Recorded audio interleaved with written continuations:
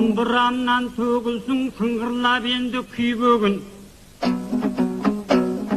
Ел жұртыма айта жібердім жеті судың сыйлығын.